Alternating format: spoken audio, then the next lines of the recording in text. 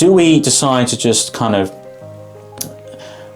just sink into mediocrity and become a Chinese vassal or European vassal and just, these states they're the past? Or do we actually realise that together we're stronger, third largest economy in the world? You mentioned over 130 million people. There are endless opportunities here, Tim. There are.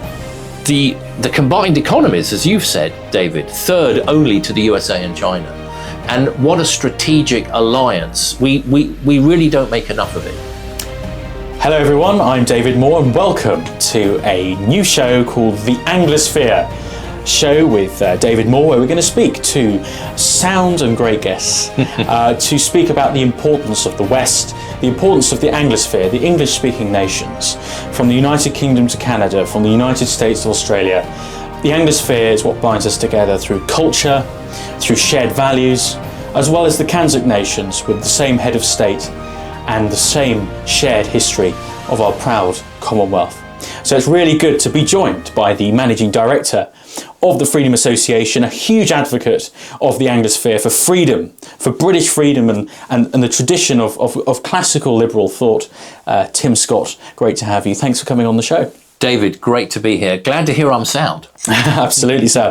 And it's really wonderful to see the work of the Freedom Association at the moment campaigning for a full Brexit, because the whole point of the campaign for Brexit was to come closer to our English-speaking nations. Yes, I think so. And I think, Brexit's a subject which, has divided opinion, but, we did actually vote for it, A record 17.5 million people voted for it, compared to 9 million who voted for our current government. And maths was never my strongest subject at school, but I think, 17.5 million is a lot more than 9, David. So I think Brexit has the biggest political mandate ever. Absolutely. And what does, the first question I ask on this show is what does the Anglosphere mean to you?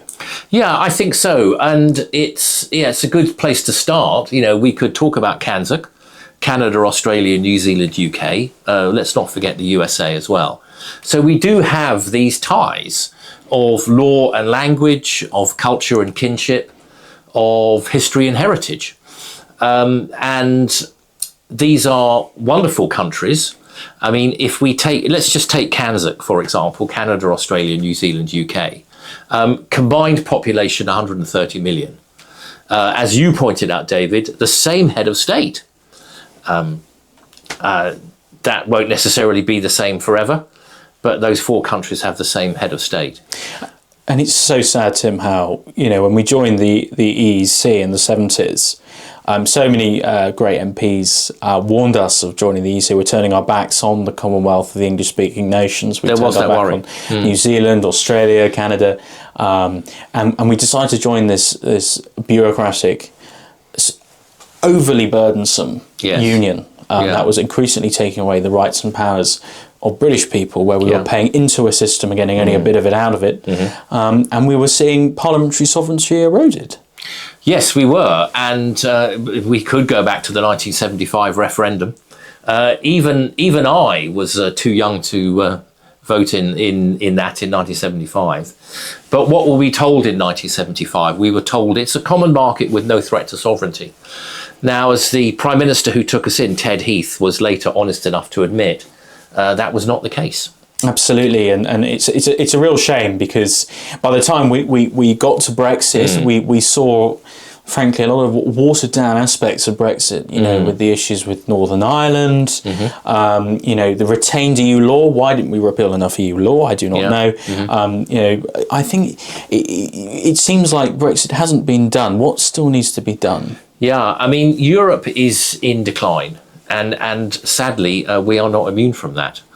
A falling birth rate, low growth, low productivity. The new German Chancellor, Merz, was honest enough to say, I think at the World Economic Forum, he's obviously a great candidate for Davos man. Yeah, yes. I prefer Davos to Westminster, said one Prime Minister. Yes, exactly. Yes, Keir Starmer was asked, yes, Davos or Westminster? Oh, definitely Davos. Davos, of course. Of course, yes. Of course. Merz was honest enough to admit at Davos that the European Union are becoming world leaders in low growth, low productivity, unaffordable spending, and over-regulation. And of course, we're not immune from that. So for me, the Brexit vote of 2016, David, it was a chance to take a long-term view. For me, it was a 50-year strategic view on Britain's future. And I think we need more of a mid-Atlantic model, not an American model, because we are quite different countries. People often talk about America as though stuff is happening here. It's not. It's 3,000 miles away. And we love our American cousins. But we're quite different countries. And I think we need more of a mid-Atlantic model with more growth, lower spending, not so much spent on welfare. And we need to be able to trade with the rest of the world. We have a trade and cooperation agreement with the European Union. Perhaps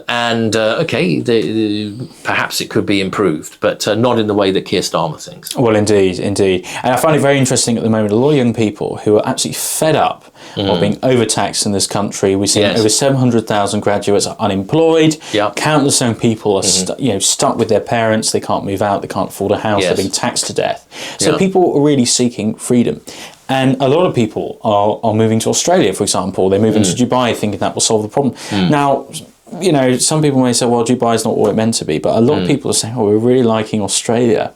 And it's almost as if that, a lot of young people actually do want to be within the Anglosphere. It's not like everyone's moving to France or Germany, because France and Germany is also a very high taxed nation with not many prospects. So it's almost as if we need to go back to our traditional Western British roots, the rule of law, parliamentary sovereignty, individual freedom, responsibility, family responsibility, one of the 10 pledges of the Freedom Association. 10 principles of a free society, It's almost as if the 10 principles of a free society by the Freedom Association is the blueprint for Brexit, for a free Britain. Well, there was a lot there. And one of the 10 principles of a free society, you can find us, by the way, at tfa.net, is national parliamentary sovereignty. Well, that is not compatible with being a member of the European Union. But David, to look a bit further afield, I'm interested that you mentioned Dubai. I mean, there's now 250,000 Brits living in Dubai. Indeed. Yes. It's a top 20 British city. And there are some very well-known, I think it's about the same size as Derby, Indeed. For example. And, why are Brits going to Dubai? Well, it's not just the weather, although I believe it's crushingly hot in the summer. Indeed. Why are people going to Dubai? Well, low taxes, low crime, and it's thriving. Indeed. It's growing. It's almost as if Dubai has become the new Hong Kong in some ways, because that's a good comparison. Because I see it was part of Britain. It was part of the trucial states. In fact, Britain told the trucial states in the 70s. I think it was Harold Wilson, I believe, who said, we can't afford to defend you east of Suez. So they wanted British protection, but sadly I gather in Dubai, at least, if not wider in the Middle East, they English is widely spoken. Yes, and also they use English law for. In their business, they do in their business negotiations. It's almost like the Singaporean model of a very high trust society, free trade nation. I saw this video of someone in Dubai. There was like a polo club. There's a lot of kind of really strong relations between the English speaking world and Britain, the Anglosphere and Dubai. You could argue and say Dubai is part of the Anglosphere. We have really strong relations with Dubai, and we can learn a lot about how they deal with terrorism as well.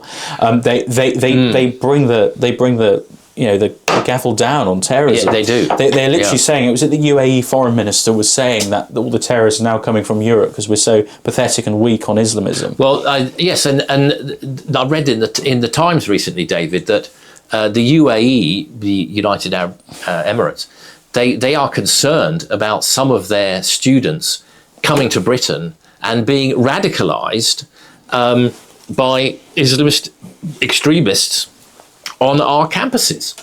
Well, that tells you something. It really does. And we're being warned. Yes. You're being too. You've got Islamists getting away with things with saying things that they wouldn't be allowed to in an Arab country. I mean, it is. Is it part of the Anglosphere?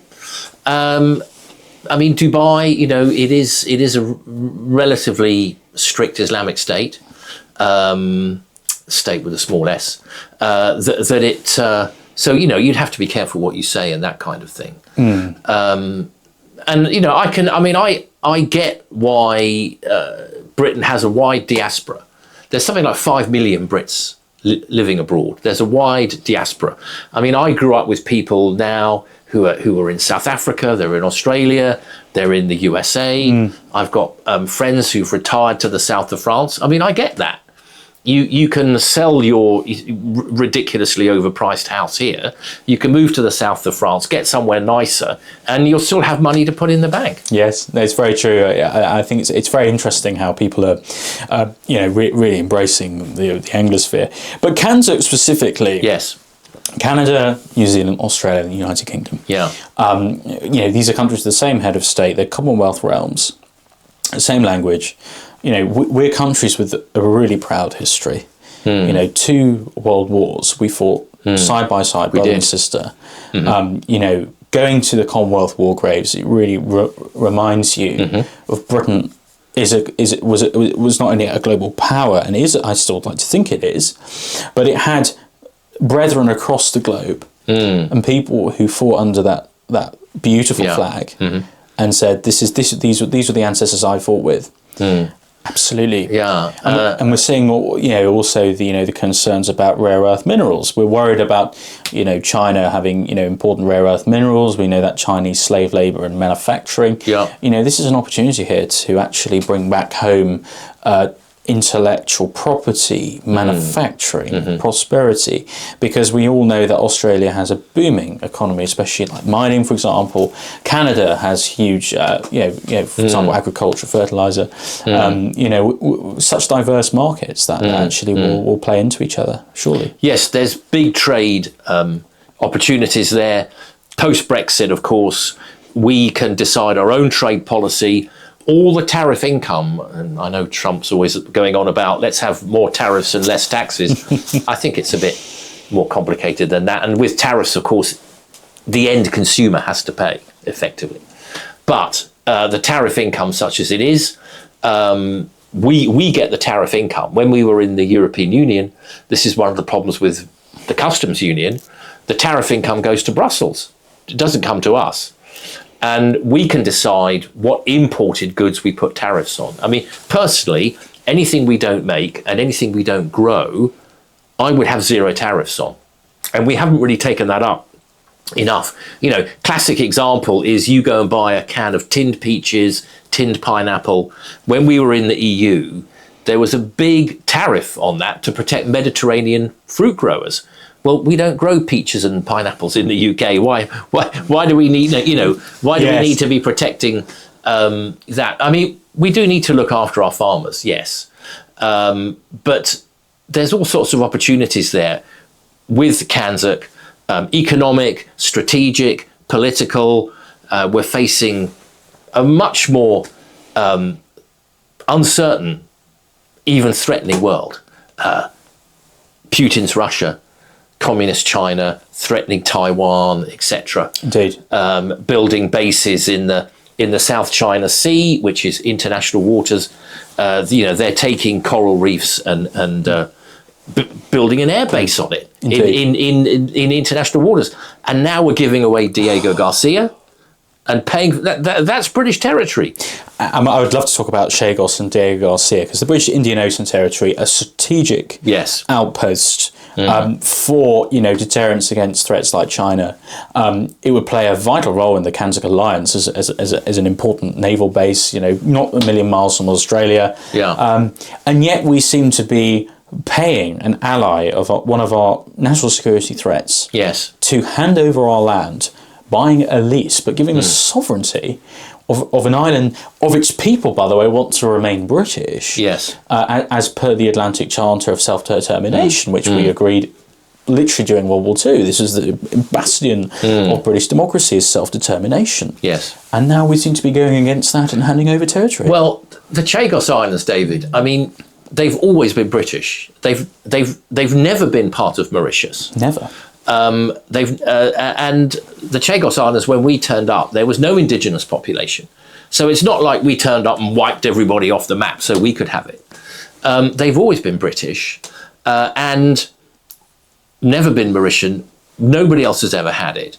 So we have this panel of judges at the International Court of Justice, an agency of the UN.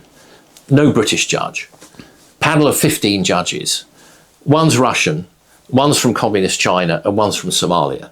Well, sorry, but I don't want British territory being decided by anybody other than us. Yes. You know, let alone a judge from Russia, a judge from communist China, and a judge from Somalia. Absolutely insane. I understand the Chinese judge was supportive, ruled in support of the Russian invasion of Ukraine as well. So according to that judge, it was okay for Russia to go in and well, the only judge who voted in our favour was the American judge. Yes, indeed.